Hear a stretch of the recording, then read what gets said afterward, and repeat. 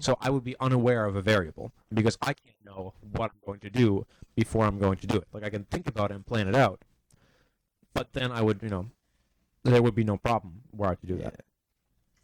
So, in that sense, I But do don't you see think where there the would be- paradox lies? This sort of like, if say it was absolute hard determinism that did account for every single bit of your thoughts and your mind, and it did account for the fact that you would view this prediction and then deliberate and then decide to change it.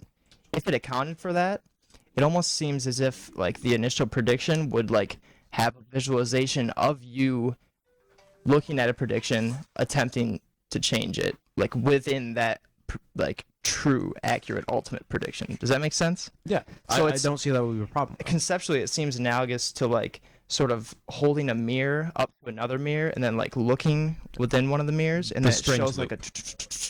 like a tunnel of never-ending just loops, and it's It's called inevitable. a strange loop. That's what it's called? Yeah. Okay. All right. So it seems like inevitable. If determinism is absolutely true, whatever is going to happen is absolutely going to happen, because everything that you do, if you're just a material object, I mean, a very complex one at that, but if you are a material object, then you are a part of that deterministic algorithm, I mean, Clearly. yeah. But again, I feel like we're assuming the ability to know the variables Yeah. to be able to predict. I'm just speaking hypothetically. Yeah, I would I don't say. think we'll ever get to that point, but Well, no, we definitely couldn't. And furthermore, it would have to be. There's two situations. One, it's straight up. The determinism doesn't make any sense. Then it falls apart. But then we're left with the problem. Okay, well, why do things interact in a certain way that seems to show everything is causally related from one time to the next time? There is a link between those two times, between second one and second two, and you can, with some degree of accuracy, if you know proper variables, you can predict what's going to happen next to a certain extent. You are limited by what you can know. Okay. Or it would be impossible to know every single variable, including yourself. And the only explanation would be a being that is necessarily omniscient. Mhm. And I think that would be like the problem poser there. But that case, the only explanation would be that omniscient being is A, determined, or B, impossible. And so we're left with a pickle. Well, it seems as if like if this omniscient being that knew everything that was going to happen, if he himself was like material and subject to the same laws, then I feel like it would pose the same problem as the agent that I was talking about in the thought experiment. Would you agree? I don't. Well, If he is predicting as well and he's omniscient, which is essentially the same as the yes and no, but I still think that would be an impossibility. But in either case, let's bring this back to Alright. just compatibilism for a moment, and let's lay that out so our listeners can understand that. Okay. So Tyler, can you lay out? Oh, and I would like to reintroduce our wayward co-host Bill, who is here through some. Well, I wouldn't say not tragic turn of It was events. determined. It was Was it? probably. We'll see. I mean, my car was having problems before I got in it, so technically, yeah, it was predetermined that it was gonna. Bill, you got to use your mic. Oh yeah. Well, There's mics. Okay, well, should I tell a story really quick? No, you got to kiss the mic like this. Well, I'm not kissing it now. No, you touch it. I don't know where that's been. We've done it before. Anyway, well, I can give a quick summary as to why I'm here right now. I was supposed to be in Ann Arbor by 10 a.m. this morning, so I left. It's about 2.5 hour drive, so I left at 6 to account for the roads and whatnot. But about a half hour down the road, my car started shaking uncontrollably. I couldn't drive more than 45 miles an hour, so I was forced to turn back. So technically, like if I had complete knowledge of the way my car was functioning, then I would have known that it was going to start doing that after a short amount of time, because my car is nearly 200,000 miles. So And you're an omniscient being, and you can just teleport. Yeah. Yeah, if you could know that, then you probably would know how to no, get there no. by If other I'm an means. omniscient being, it doesn't necessarily follow that I'm an omnipotent being. Wait. Or an omnipresent. Wait. All right, We have figure out how 4 to people teleport. in the studio, so we have to work out this mic arrangement. All right, Kevin, you're with Tyler. So Kevin, sit on his lap. Okay. No. Okay. Kevin says no. Okay. So pull your mic to the middle over there. Oh, we're good. Okay, and then we can just Oh wait, this is. Okay. Good. turn the mic like this. We gotta That'll work. tickless balls. Maybe. Dude, We are. it's a family show, okay? You can't say that. You're the one who were talking about cows. I still remember that. Oh yeah, but That's going on the t-shirts and mugs. Speaking of which, who would be interested in whale radio swag? We're thinking of making some t-shirts, maybe some mugs, Well, more posters, specifically, it would be bumper stickers. philosophy talk show swag. Because they already have whale radio swag. Well, yeah, I meant philosophy talk show Okay. on the whale. I'm really not comfortable being this close to your face. Dude, yeah, it's a little much. Oh, I did have a point that I wanted to bring up though. And dude, stop it. Too far. People already think we're kind of, you know. Hi, Mom. Echoes. Well, she's actually not listening. Echo's already questioning you, I'm sure. Oh No, like if you see what I posted there, that was a quote that I thought. Scroll up to the top. 10. That was a quote that I thought of right after I got off the phone with you. Man can do what he wills, but he cannot will what he wills. Schopenhauer. And you know that was like Schopenhauer's my. that was right when Yeah, you guys were my defining boy. free will. I noticed you use will in the definition, but you failed to define will. Will. So, I mean, Yeah, I'm use will in the definition, but you failed to define will. okay. Find your terms. Yes, define your terms. Okay. How do you define will? You define I free define will. will? How do you define will? I would define will as that sort of that desire or urge or inclination to act a certain way. Is that? So like the motivation. Like if we're going like the Schopenhauer route, no, it would be Nietzsche who would say like the will to power. Schopenhauer would say will is the driving force behind all actions, all beliefs, Yeah. everything that you do is what you will. But does will like come before desire? I mean, I feel like desire and urge, like inclination, like within yourself would come, and then you would will according to that. Like you would want to act a certain way according to whatever, like the way you feel inside. Like if I really like cookies, then I will have a will to consume Right, cookies. but I mean, say like you don't choose to, you don't choose to like cookies. You know, you like cookies, and therefore No. you will Exactly. yourself to eat cookies. Yeah, but you can't But then will you know, what you will. And you know, this Makes is like sense. it's going along the lines of compatibilism. You know, saying that you do have this inclination that is beyond your control, but you still choose to do so based on your will. Okay. You know, and that's kind of where Schopenhauer's coming from. Like, Yeah. you will certain things and you act based on what your will is, but you do not choose what your will is. You cannot Yeah. will your will. Yeah. But if your will is like a certain takes a certain form, like your will itself that you can't decide how it is, just it develops, you know. If you have a certain will, like would it be possible to act any other way than the way that the will like predisposes you to act? Well, no. No. So that's what we would say no. Yeah, no. You can't act any other way than what you are willing to do. Right. Like you wouldn't do something that you wouldn't will yourself to do. Like if I I wouldn't have come here if I did not want to come here. Essentially, if I did not will myself. Well, not want. Because maybe you I can, know. so you do No. things you don't want to do. Yeah. Plenty of times. Want But is you like still a have- positive will. Like, Yeah, you still have like a will to do it. Yeah. You still Yeah, are obligated by your will to do it. By the way, the volume was A will, loud on the way. a will is sort of a neutral inclination. It's not necessarily like I'm so excited to act this way. Like it's just It's something in me is telling me that I ought to act this way. It's the will to achieve like what is considered like the best case scenario. You know, like you naturally choose that which you believe to be the best option. But the best option is in a sense predetermined. Following your will, you will yourself to do the best option, and you act accordingly. If you chose differently, then whatever your decision was, that was then the best option. And it can be rationalized any which way, Yeah. but your will comes before that decision. Yeah, absolutely. Yeah. agree. Okay, we're in agreement then.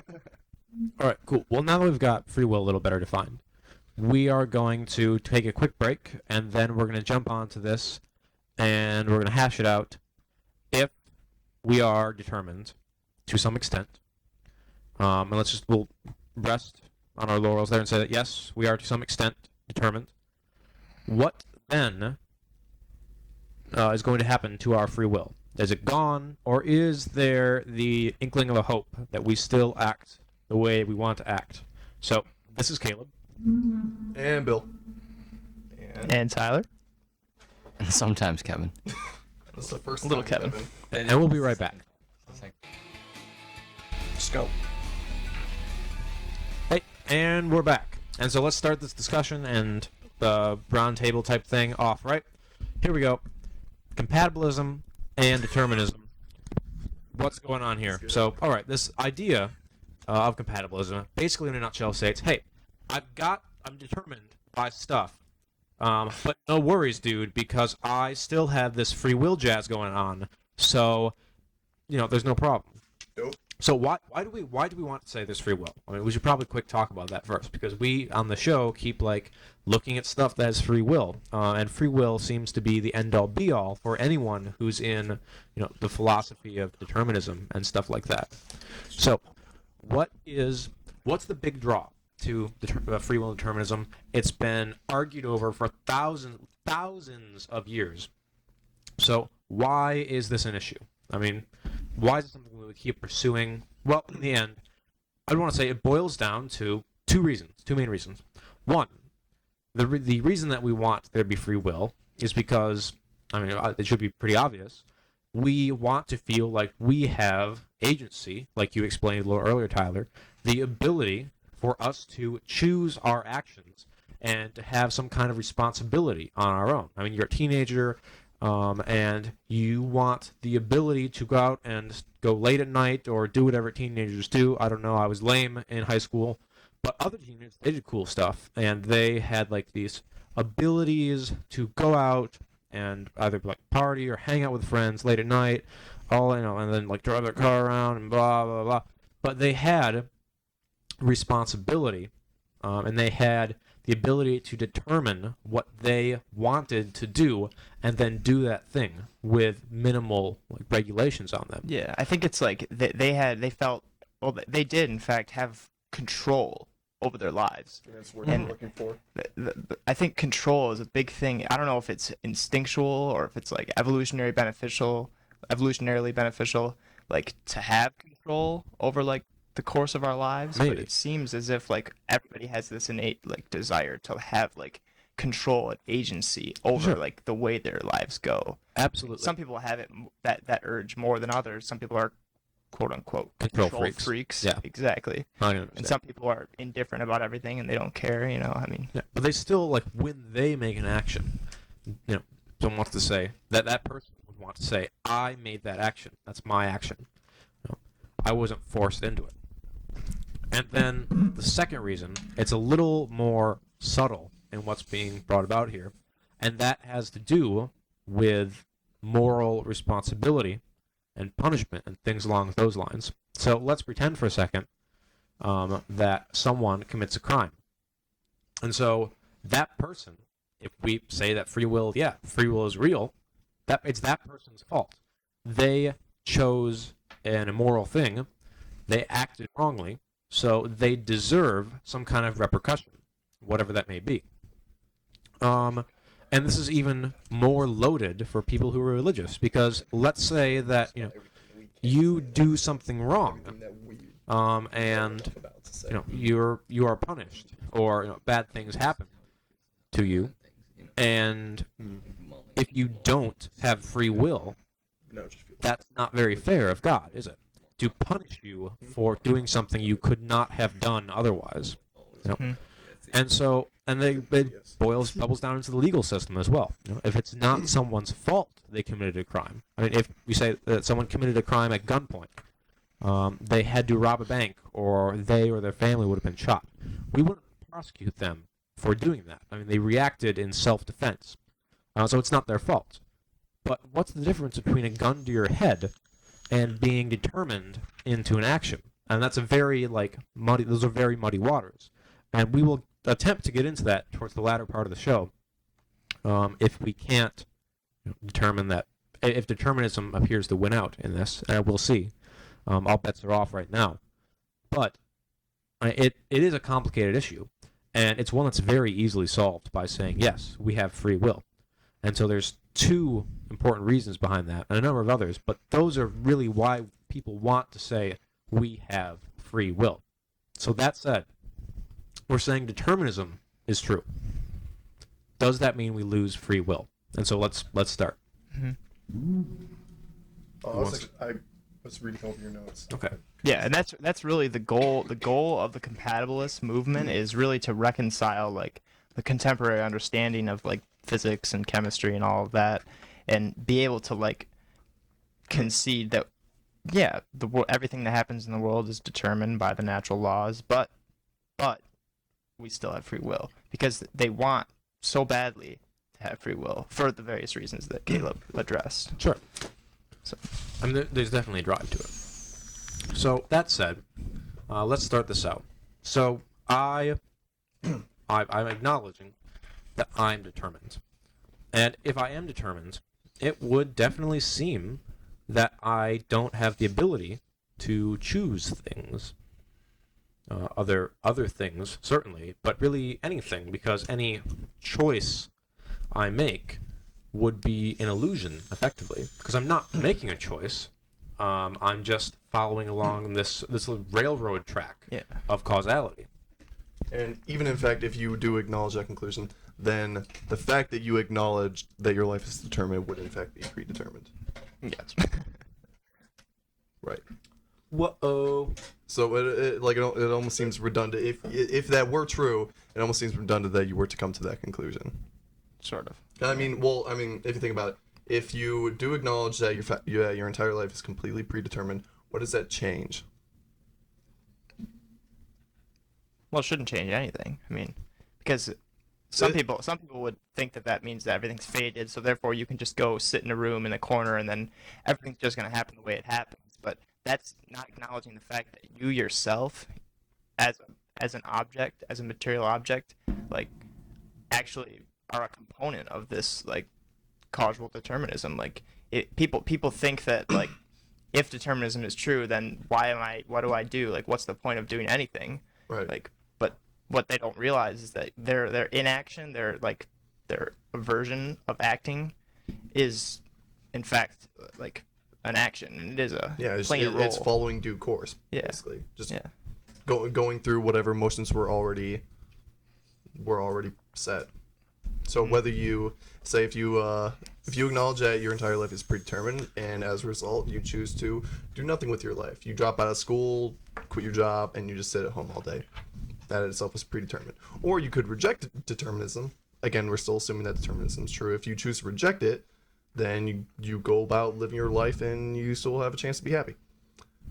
Even if it is all predetermined, it doesn't really change anything either way. Whatever happens was already going to happen regardless. I mean, things can only happen one way, which is what, it was Spinoza, right? Who rejected free will based on that premise that things can only happen in one way. Therefore, because things happen the way they do, they must have necessarily happened the way they did. Mm-hmm. Well, that said, we still have the problem of the compatibilist argument, and so we've got right here. This is the compatibilist's argument, essentially, in a nutshell. This is what they're going to say. So again, compatibilism is the claim that free will is compatible with determinism, and soft determinism is another term, and that's a term that is someone who is a compatibilist, and they say, yes, determinism is true. So here's what we're going to start to do. A compatibilist philosopher would want to make 5 claims, and these claims would be that, and they're about the nature of determinism, and it's like common mistakes about nature of determinism. So here's what we got. So firstly, determinism, or causal necessity, again, if you want to call it that, does not entail logical necessity. Okay? And so what do we mean by logical necessity? Anyone? The What is deny that? Things that cannot logically contradict themselves. things that the denial of which involves a contradiction.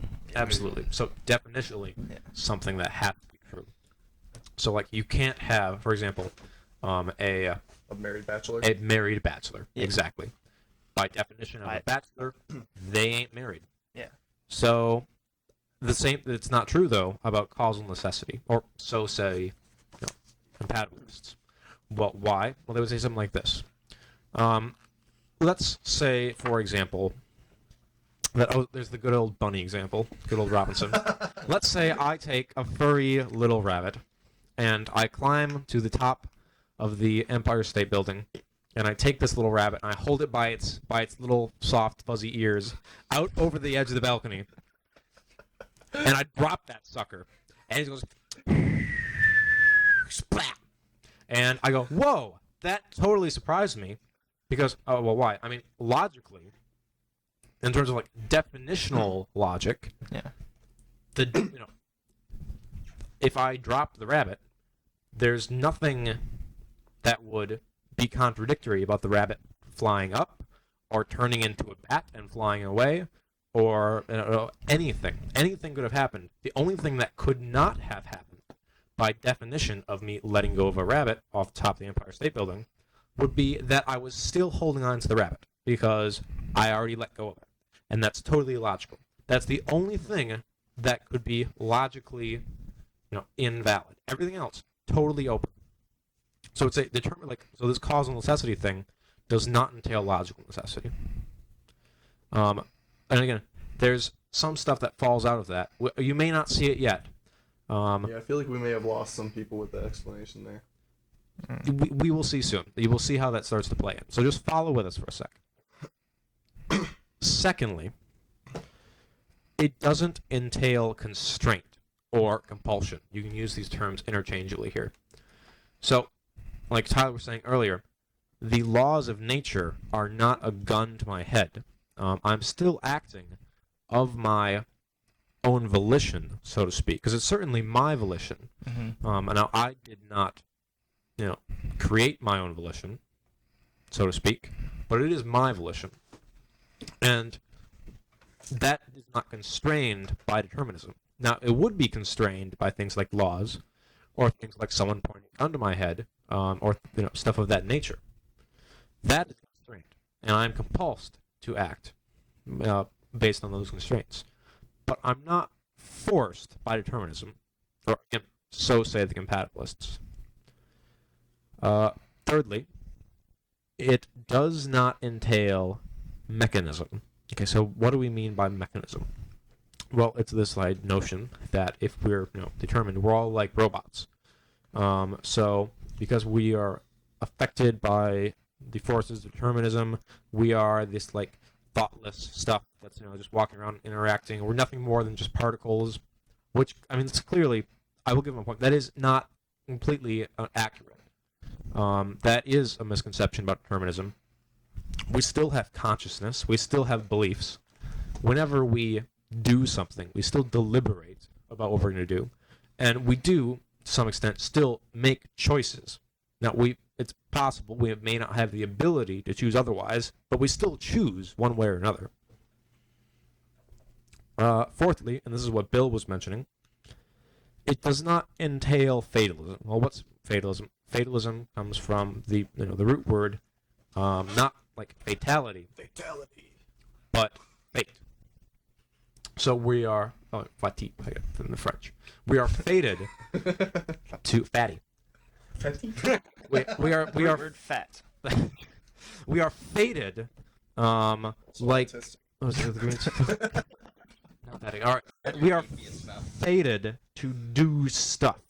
So there's this, I don't know, they call it the thread of fate, or that nonsense with the Norns, or yada yada yada, from the old mythology. So Oedipus was the example that was used. And so no matter what Oedipus did, He could not run away from his fate. In fact, the farther he ran, the closer he got to what would eventually become his ultimate fate. Don't read the book, by the way, and I'm not going to spoil the ending, but just Dude, everybody already knows the ending. it's Just not worth it. I Not like worth it. You would look at this. Hey, Mom. So glad she's not listening. Oh, okay. She wouldn't get it anyway. Anyways, Set a pace. lastly, it does not entail manipulation. So the idea of like being manipulated. So there's someone who is kind of not like pulling your strings. So they're getting you to act in a way you don't want to act without your knowing, kind of. So they're manipulating you. And we're not manipulated by determinism, or at least so say these compatibilists.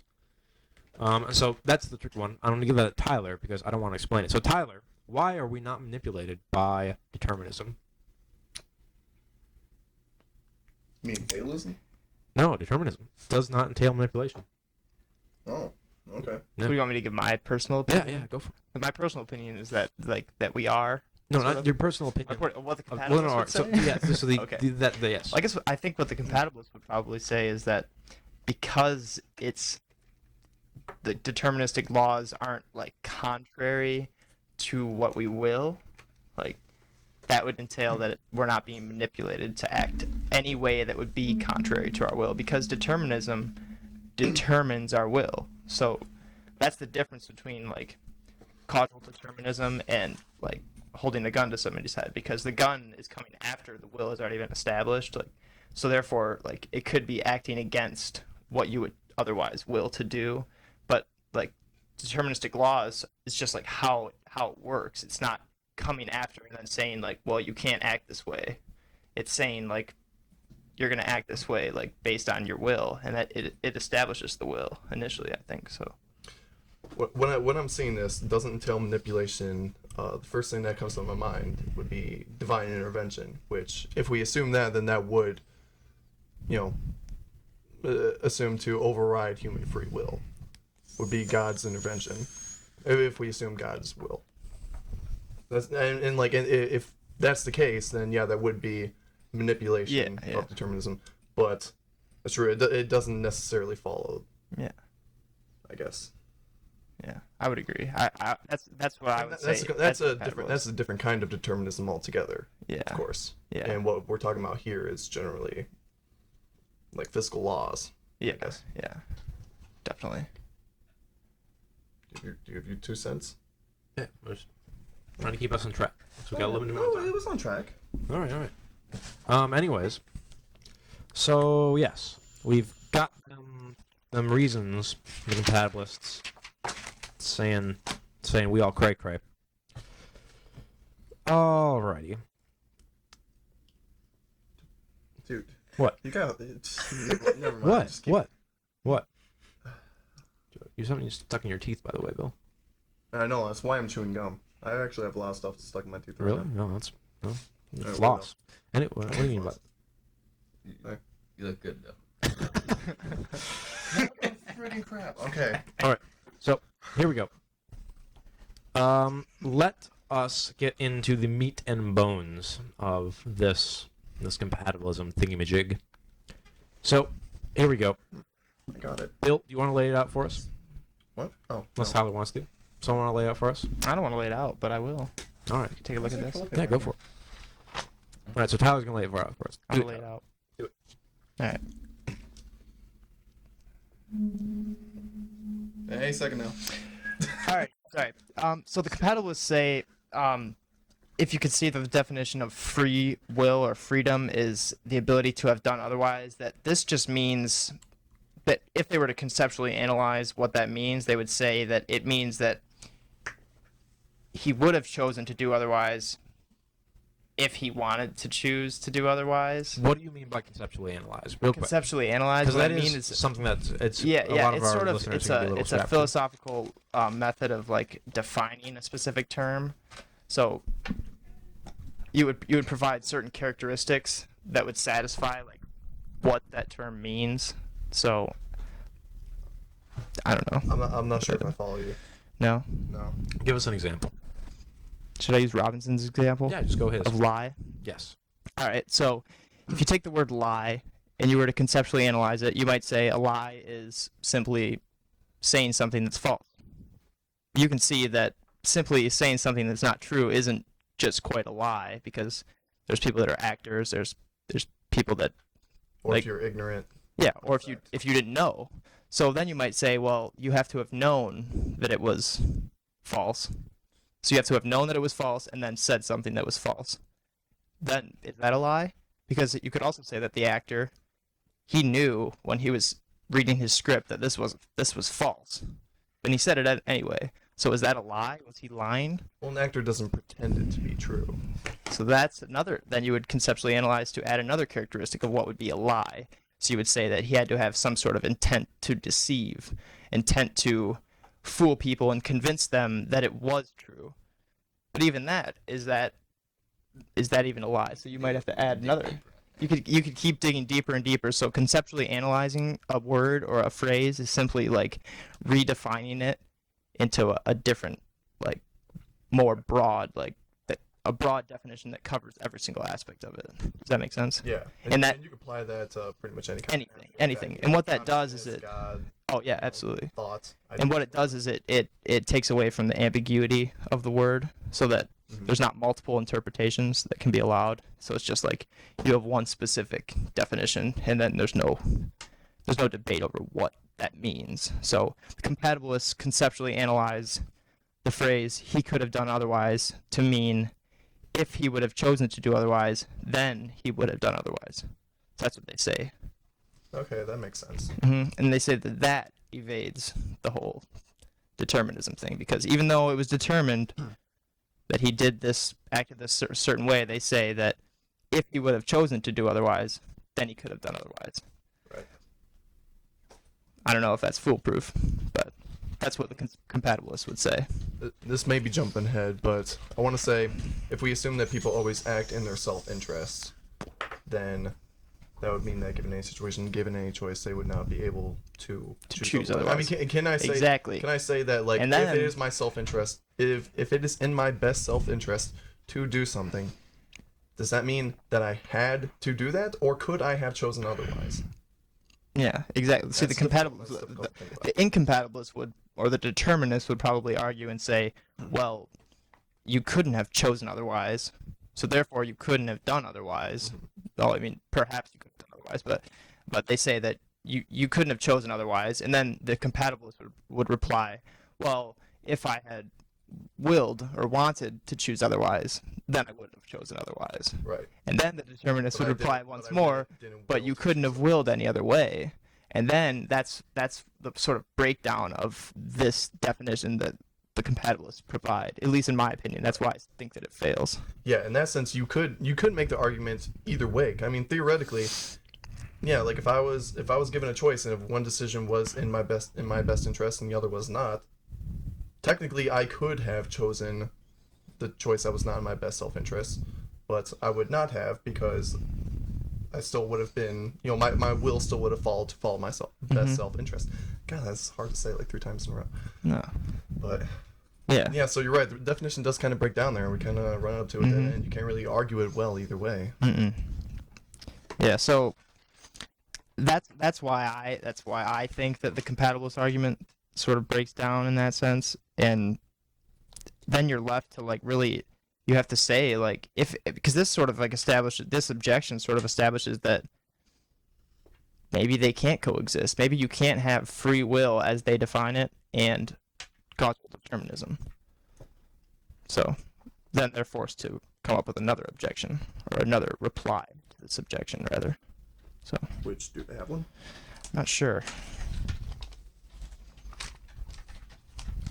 Sorry, I'm forgetting just talking to the mic. Yeah. And I don't know. I really don't think they have any other like good reply to that. Not from what I've read, at least. Okay.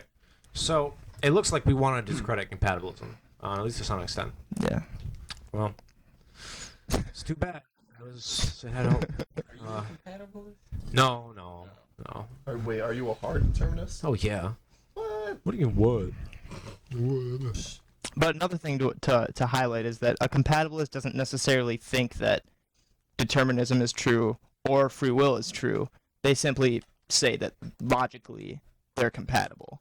And logically, as we said earlier, like it doesn't imply a contradiction. They're not contradictory, but it seems as if like physically, like in this physical realm that we exist, it's physically contradictory, or it's physically impossible to have determinism and what you would call free will. I would say so. It'd be a little absurd. Well, they are a direct contradiction. Yeah, but not logically, not by virtue of the definitions, but it seems as though physically it's not possible. For all Something like that purposes. within this world that we exist in. So, and I wrote that in a paper. I was in a comment to compatibilism last week, and I talked about how although like in some possible world maybe that would work because logically it's possible, so you could say in some possible world, but 10th dimension, if we Yeah. presuppose the existence of other universes, other possible outcomes, yeah, of other the possible universe. worlds. But the thing is, like, we live in this world, this The specific best of all world. possible worlds. Yeah, What according to up? Spinoza. Leibniz, actually. Yeah. Sorry, I'm retarded. Well, Spinoza says it's the only world. It's the only world, yeah. Yeah, only you world. got, you got nothing else. So Yeah. you can't imagine any. You can't imagine better or worse because those are, yeah, your host. Yeah. So- Leibniz say we could live in a world where I do this, or we could live in a world where I do that. But not both. But not both. But not both. No, well, that's good for him. But- Good for I you, mean, no, Leibniz. I think. Oh yeah. Inventing No, calculus get over and stuff. I Think know, you're I- smart? You think you're smart? I like explaining Leibniz because it's just. Kevin wants to explain Leibniz. Backwards. Shit. Get in there. Leibniz. No. 101. It's- Keep it brief though, Kev, because we still got to determine whether or not our determinism means that we're determined to determine morality. Oh, shut As- up. Right, but What? but What? Leibniz What you gonna do? Determine your provides determination for determination. Leibniz provides a system where Leibniz I think Leibniz would fall under a compatibilist sort of scheme. Yeah. Because he presupposes, for purposes of this, presupposing that there is a perfect being, that has all perfections, etc., commonly called God, whatever, that has complete knowledge and has access to complete knowledge of the entire set of possible universes. And with that knowledge, he looks at all of the possible decisions that every single agent in a universe can make and economizes them and picks the best possible one and sets that world in motion. So we are determined to act a certain way, but we are not logically entailed to act a certain way. Am we I act so freely. Yeah, we Am I- have free will. right? So We he act freely, but it's already been determined what we do. So it's like the universe supermarket. That's That's what I thought. And when I- and God is the only shopper, and there's Yeah. a self-checkout lane. Yeah, there is. And he built the place from the ground up too. Like this, he shops at his place that he built and then stocks and runs. It's very. But in any case, Why is he paying for it? I have no idea. My question So- is, what happened to all the other universes like that were on the shelves, like all the ones that he like discarded, Well, the they- ones that he chose well, not to? They weren't. the They recycling weren't bin. set into motion. Yeah, they didn't What the- exist. They were theoretical. There was like mail order But catalogs. they still exist somewhere. Well, they're like it's like there a was an infinite amount of them. it's like a it's TV a dinner. store. And Yeah. all of time is one dinner, and he's not gonna like. He's not gonna eat 2 TV dinners because he doesn't want to gorge himself. Yeah, no. Because he's God's, so much sodium. well, in it. God's on a so much, like all of the sodium in the universe. God is on a but, diet. like 3 universes worth of sodium. God in is on a one- diet, and he can only eat one TV dinner universe. I don't even know what we're Ever. talking about But anymore. it's the best TV dinner universe that you could ever eat. Yeah. It's not like Oh, So chicken it's- nuggets. Oh chicken no, nuggets. no, it's clearly the it's the one fettuccine with the alfredo. brownie. What? All right, not. what? Is it brownie? What? The little kids one, like with the penguin? I'm not talking Kid Cuisine. I'm I'm talking Hungry Man. I'm thinking Oh, Hungry Cuisine, I'm actually, thinking which I've cuisine. never Yeah, actually. I'm thinking man cuisine. Hungry Man. Hungry Hungry Man. Is that a thing? No, like the. It's a Hungry pound. Man for the It's hungry a men. pound of food. It's a pound of universe food. You can't. That's too much. With God like is on a diet. 900 calories in it. No, but I guess then we have to define what a perfect TV dinner is. Okay, well, If we're gonna yeah. actualize All right. one. Well, let's. Okay, well, we We're gonna could- take- Are obviously we gonna it's take a this one. break while we do this? Right. We're gonna Or take are a we gonna break. keep going? All right. Yeah. We'll take a break. break. This has gotten. Well, it hasn't gotten absurd enough. No, it's not so absurd. what is absurd by It's definition? absurd. By by definition, yes. by it is. definition. All right. Okay. So here we go. We are going I don't even to know what the play. definition of Oh absurd is. my, Steely Dan. Oh yeah. Here we go. Steely Dan. Wait. Steely Clicked Dan. wrong Wait. one. There it is. All right. Steely Dan, with Reeling in the Years, and we will be right back. And we are back. Here we go. So we touched on Leibniz's compatibilism, and we touched on what we think about what compatibilism is, and we seem to think that it fails. So that said, we have set ourselves up for a problem that we talked about earlier. Two problems. What happens when you lose free will? You lose the ability to choose things, so you no longer have agency. You no longer have any responsibility for stuff. Secondly, what do you do about morality? Because you are in a pickle because you can't do nothing. I mean, if I shoot someone, I'm like, oh, it's not my fault. I was determined to do that. What are you gonna do? You're hosed. So what's the answer? So we need to look at that. So Well, at first, I want to discuss why it seems as if morality, or rather free will, is a necessary condition of morality, because morality is essentially prescribing an imperative, which is an ought, you ought to act a certain way.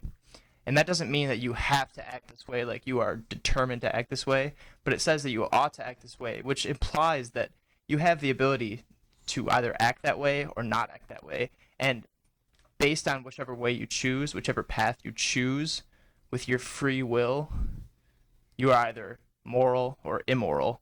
So in order to have any sort of moral worth, it seems as if you need to have the freedom to choose to act according to a certain moral law or act advertently. So that's definitely fair. But we're still left with some of these problems as to how are we going to firstly deal with our lack of free will. I mean, yes, you can say, well, there's no distinction. In fact, there are a number of philosophers who said this. I'm pretty sure it's Camus who was trying to determine what is the most important philosophy or topic of philosophy that needs to be decided, the most urgent of all of them. And his conclusion was obviously suicide. Is there any meaning to life, and what should I do about it? And his least important one was determinism. So we are obviously determined in a sense, but that said, does it really matter so much? Because we live like we're not determined, and we still choose things. And even when we acknowledge, when you are thinking about how determined you are, and then you're like, oh, I'm hungry. And so you go up and you get some food. And it's like, well, that's out of your mind. I mean, it's not like it matters. It's like, oh, I'm determined to get this food. I'm going to go eat it and think about how determined I am eating this pizza and how the exact time I'm taking bites and number of chews that I'm chewing on this pizza is all determined too. You don't think that.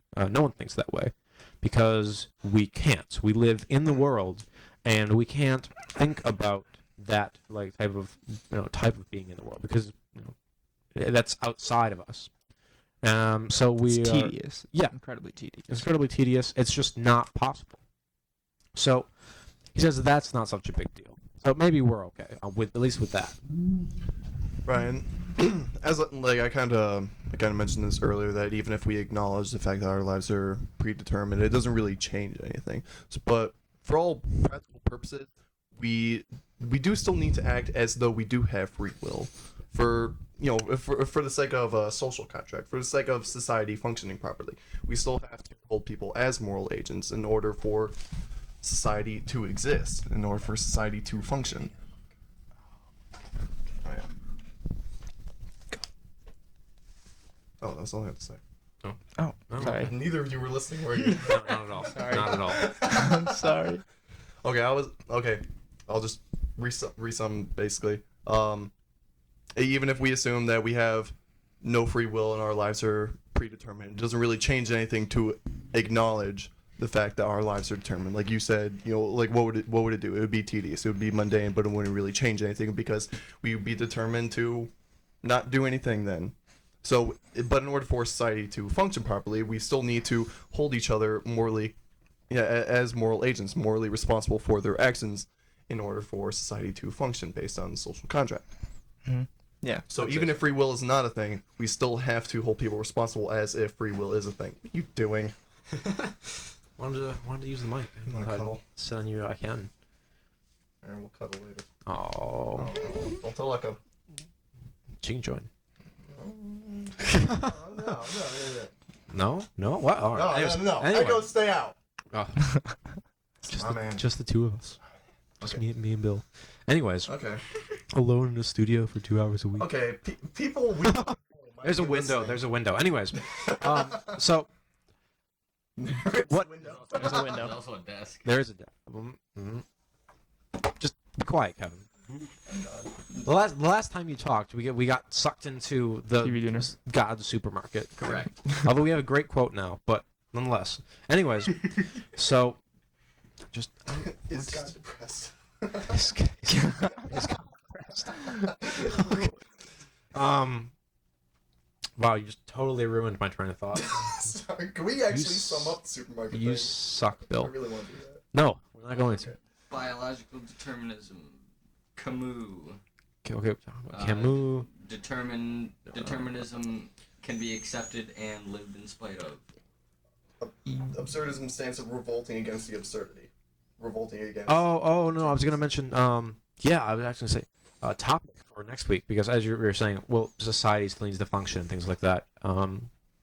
That there's clearly a question there, like a thing there that we're not addressing, and that is, well, why should we care about society and stuff like that? So we should have, I think, next week Social contract. or the week after that, Oh, that's my bag, dude. either. We can always talk about social contract because that's. Or what I was going to say, we should look at, well, one, not the big N, the big nihilism. We haven't done it. And secondly, where should we, when it comes to a person, what is their obligation to society, like the individual or the group? Because that's always something that's discussed. And it is very cultural, but where should it be philosophically? If there's a line that must be drawn, where should it be? How much individual, how much group, or what have you? So again, in America, it's very individual, and so that's why it's very important for us to have free will, maybe more so than other cultures, because we are very autonomous and we are very we depend on ourselves as opposed to other people so much.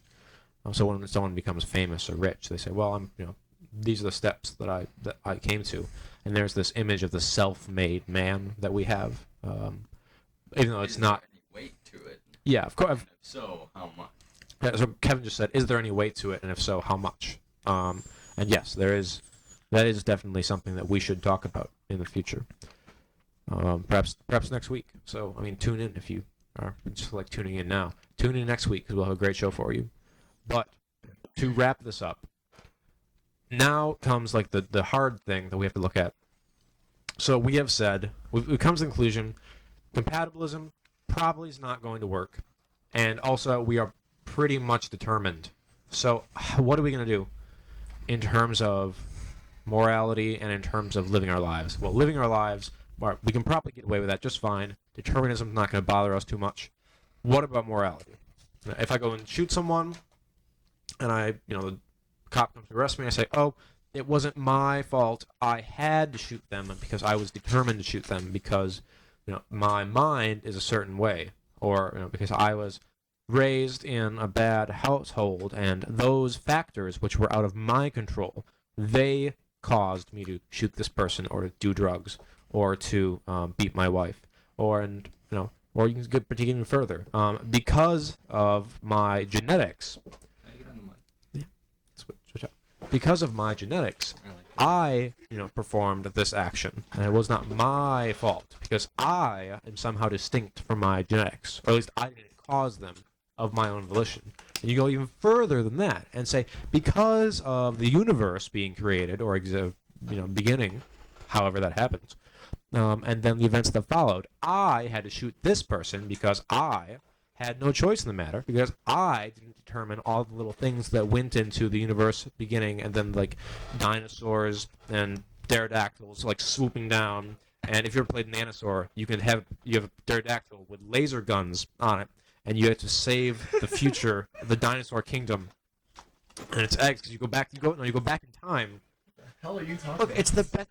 So in the year 2973 or something silly like that, humans are able to extract dinosaur DNA. Okay, wait, And Bill, do you have something to say? All right, but anyways, so you can say that. You can keep bringing it back like that. And is it the person's fault? Actually, I did have something to say. Just to clarify, the guilty person, the person who committed the crime, would not be able to make those statements. Only a third-party person could make that claim, because the guilty person does have a motivation other than just saying like predetermined. Like if I ask you, why'd you kill that guy? I can't say because the universe told me to. Like you had an actual reason, whatever that may be. It may be psychotic, it may be irrational, but you did have a reason. You did have a motivation. Well, it is a third-party person could say whatever reasons those were predetermined. Those reasons were beyond your control. But you, as a guilty person, cannot make that statement. Cannot make. Not true. Not true. I disagree. There have been cases where that has exactly happened. In fact, there was a legal case within the century I would throw their case out. where it was thrown out. But a man made the claim that he killed this woman because of the fact that she was cheating on him, or something along those lines. And so he's in court. He said, I killed this woman because she cheated on me, but you cannot arrest me for that, and I plead innocent, as I did not do so of my own volition, because I was forced to do so by determinism and by the different factors of my psychology that would cause me to want to kill this woman. So in fact, I really didn't want to kill this woman because I didn't choose to want to. It wasn't up to me. So many words need to be defined there. Like what? Force, want. Well, that's what he said. That's what he said. That's what I'm saying. Like. Yeah, no, it did get thrown out of court. He did attempt to define his terms. He wasn't a philosopher. Even if there are things predetermination, you can't say it forces you. Yeah. Well, that's saying that there is like. Well, wait. You can, or at least the argument is that you can. Some philosophers say, well, at least that's the problem that most people see with determinism, and that's the problem with like the philosophy of determinism, is that compatibilist aside, and we've knocked down their argument and a number of their claims. So, hey, this stuff happens. Yeah, it does. Killed my wife. Shit happens. You don't get to choose what you want. You don't have free will. But, if your actions are based on this summation of your past experiences, the example that a court would set in the conviction of something like that would trickle and have an effect outside of him himself into us that are talking about it right now. We're talking about this and we're going, oh shit, and that's the object of punishing. You can't say that. I can say whatever I can't say that, but I can say whatever else I want. I almost did, but I can't say that. But I can say whatever I want. I can't say that. You go for it. I'm determined to not swear. We have this. Compelled to not swear. I am compelled to not swear. We have this guy. We're breaching into the morals and the sociology now, right? Is that fair to say? Yes, okay. that's where we're taking this. Okay, then I'll go there. We have the structure, the court system where metaphysics is hardly of concern, What is of concern is controlling a population of people. Sure. Well, the question. For practical purposes. For the practical control of a people, a population. Yes. The So- question then is that right? Is that moral? Is the way we carry out justice now, where if someone does something, we assume it was of their own volition, and then we punish them based on what they've done? Is that a fair way of carrying it out? Well, Does determinism negate responsibility of people's actions? determinism hasn't been decided as the unequivocal answer. Well, though. no, we have decided determinism. Yeah, I feel like you jumped Yeah. something there. Yeah, we have decided determinism. But what We about said- what about that? What? Oh no, we don't have free will. Because we threw out compatibilism, and but no, free will is done. I'm sorry, boys, you're sunk. I don't think Well, a conclusion. if we're starting with the hypothetical that determinism is Queen correct, To queen to b9. Actually, there's only 8. So queen to b7, checkmate. Free will. King is down. No. We are determined. We have. Check, not checkmate. It's checkmate. Check. It's check. No, it's checkmate. Check. No, it it's is not. check. We cannot claim checkmate. We just did. We just No, you claimed can't. check. No, you Okay, just did. everybody- For the purpose of No, the Caleb show. figured it out. For the purpose of- Philosophy is complete. No, Free wait. Free For- will has been officially For debunked. for the purposes of this show. 1 hour. For the purposes of this show. And I quit. We started with determinism. We said we are going to assume it's accurate, and we did. Okay, And then we are going to we we're can going we to can look at talk all of compatible. this like horrid social control that comes out of determinism, but I think we should leave it at a hypothetical. If determinism is true, these sorts of social Well, mechanisms will follow. Yes, clearly. But again, we are for the purposes of this conversation, for the purpose of compatibilism. we're We assuming determinism is we have the antecedent, and now we're in consequent land now. Yes. Yes. Good. Okay. We have the idea that determinism holds through human actions. That it's not just the universe that is determined; it is our every single Yes. action. Straight up hard determinism. That's morality from hard determinism. Right. That's There where we're- are then signs, determinism based on past actions and past states of nature. There are signs that lead to crimes. And those signs can make themselves known very early on. So, all right. So you're bringing up the Minority Report then. For those of you who aren't, I haven't seen the Minority Report, but yes. You're familiar with the concept. No, Yeah. I'm not. But I guess that's what I Well, just said. here's what Minority Report is. It was a film starring Tom Cruise from early 2000s, late 90s, something along there. And it was about Tom Cruise is a cop in the future, and they have in the future the ability to determine somehow when people are going to cause a crime. Okay. And so they arrest someone before they cause a crime. Before there's any they even begin to premeditate it. They Right. don't even know they're going to cause a crime, but the police do, and they arrest them. So same thing. Yes. Okay. We're left with creating some sort of statistical approach. When you're 5 years old, there's a 50% chance that you'll grow up to be a murderer, and as soon as you breach that 51%, it's in the best interest of the whole to institutionalize you. 50% if you're a 5-year-old. Well, we're just making a thought experiment here. Okay. We've got that we have the mechanisms to determine future actions Okay. based on the Oh, okay, information I we get you. have of a person. So a 5-year-old is born, and we've determined from their genetics or whatever that they have a Right. 51% Percent correlation. with- chance yes. of becoming, of having all of the Characteristics capabilities and the and whatnot characteristics that a of murderer has. a murderer. Okay. Okay. It I'm is with it is immediately in the best interest of a society to imprison them immediately and forever Okay. until we can predict that percentile has gone down to some arbitrary number like 0. Okay.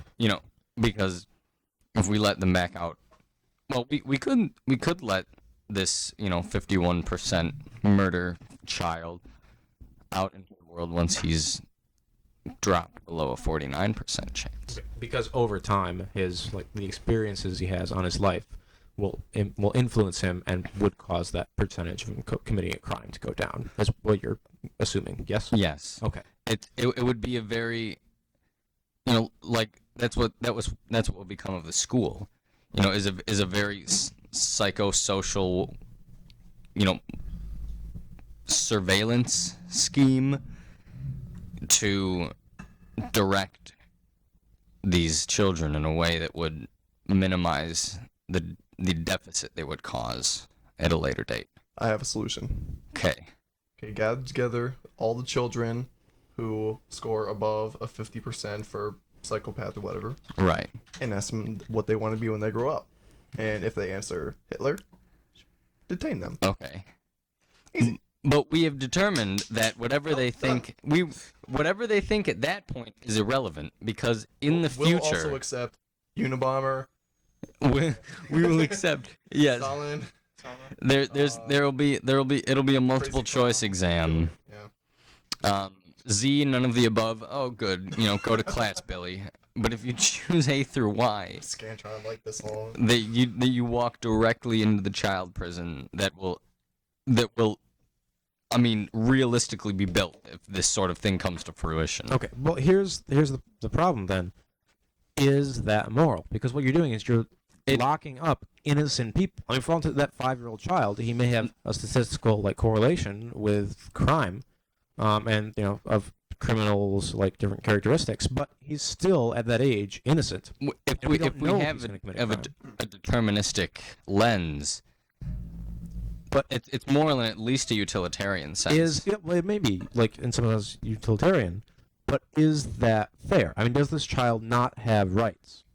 Does he? I mean, the whole. I hate to bring up social contract because I know you don't like it, Kevin. But I will do my best to grapple with it. okay, good. The problem is that we seem, to some extent, to live in a society where we are granted rights. I mean, that's the basis of our, at least in this country, in many other countries, we have a constitution that outlays our rights, and so these rights are, at least one would hope that they are, rather firm, and that they cannot be encroached upon. So, for example, I cannot be killed unless I break the social contract or what have you, because I have the right to some kind of the right to life. And you can't be detained without breaking the social contract. But this child has done nothing other than exist. Then wouldn't I'll give you that maybe it's not fair to lock them up if we only have some sort of statistical data, but then wouldn't it would retain its moralness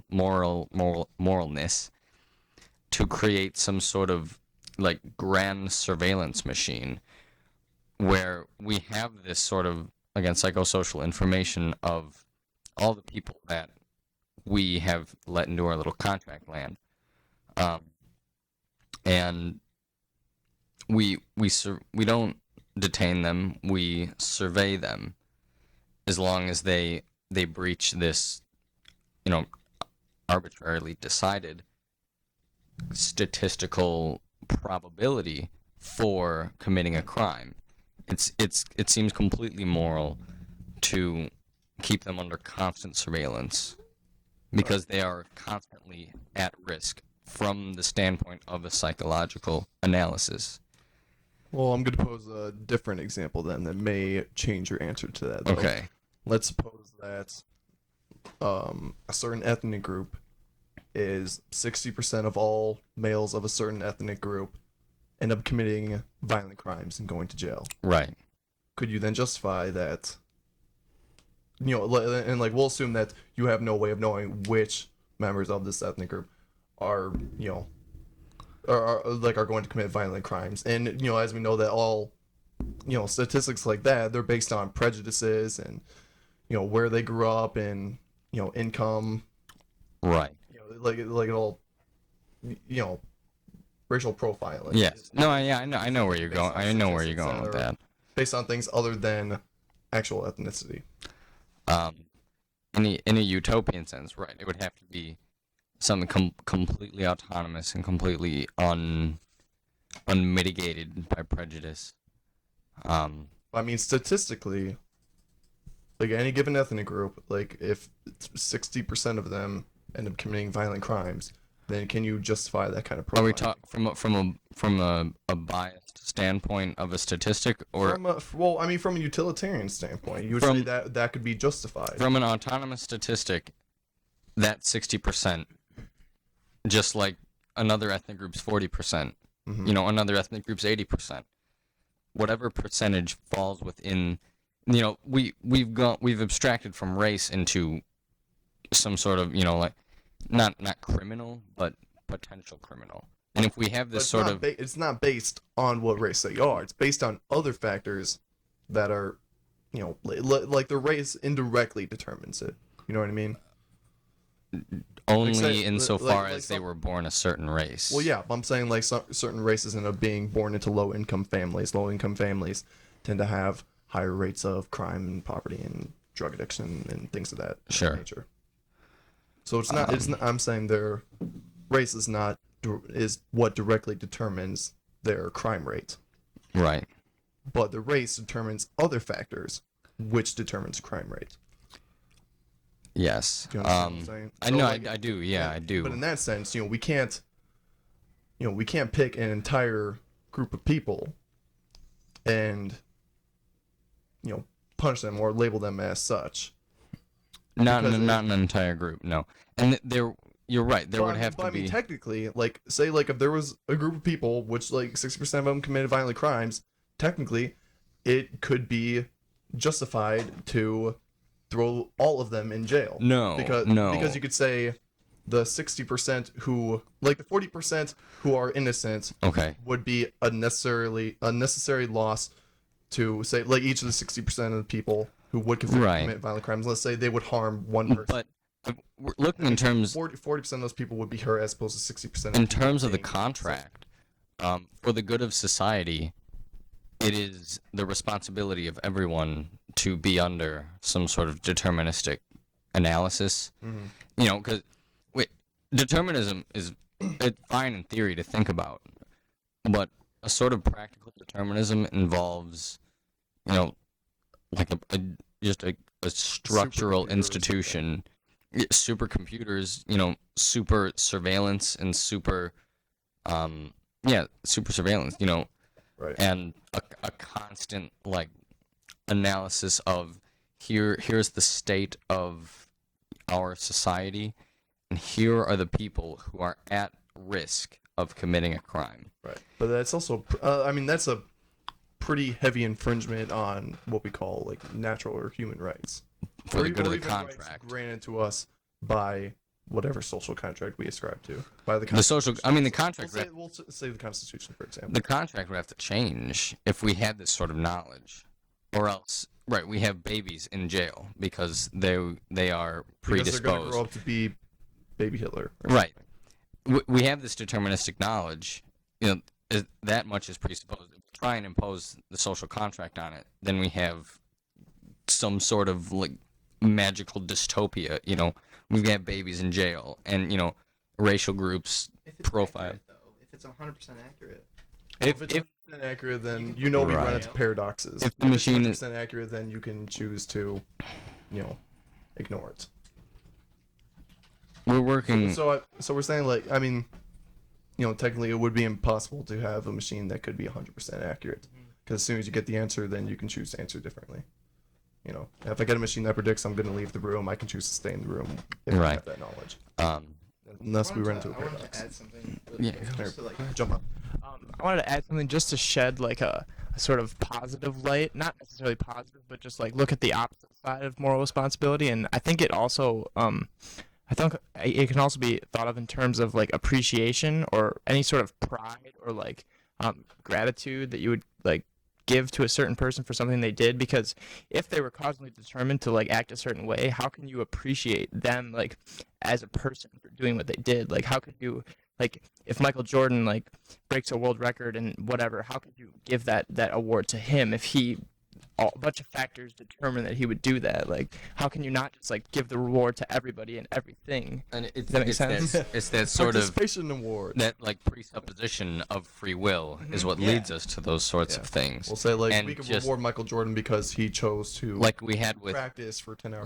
with Camus, we have this, you know, if we suppose a deterministic landscape, it's pretty tough to interact with people at all without at least like putting it on hold. You know, treating a person as an agent, even if it doesn't seem they have complete agency. Right, it seems contradictory, but otherwise we're left with, you know, the land of the robots. Sort of it's sort of like a necessary maintenance of like an illusion. Right. Insofar as hard determinism is true, and we still want to not kill ourselves.